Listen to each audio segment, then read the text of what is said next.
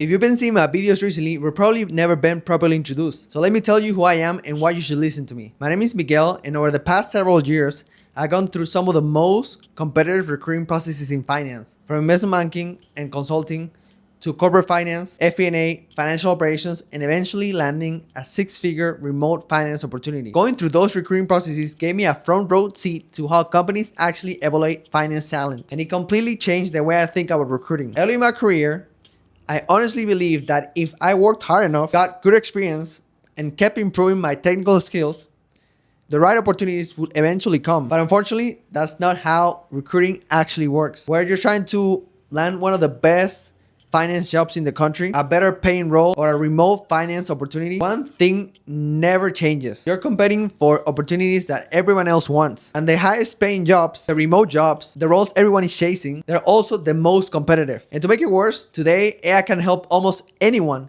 build a polished resume, write a cover letter, or prepare interview answers. So looking qualified simply isn't enough anymore. You have to communicate why you're the person who's going to create value after you're hired. And that's when I realized something that most finance professionals are never taught. Recruiting is not just about being qualified, it's actually about being positioned correctly. And that is a realization that completely changed how I approach my own career. I eventually broke into investment banking, then built a career in corporate finance and landed a six-figure remote finance role. And along the way, I also started noticing the same recruiting mistakes over and over again, not just in my own career, but in other talented finance professionals around me. Most people do not have a skills problem. They have a positioning problem. The biggest lesson I learned was not Excel. It was not financial modeling. And it was also not any technical interviews. It was about understanding how hiring managers actually make hiring decisions. And that's why I decided to start Altura.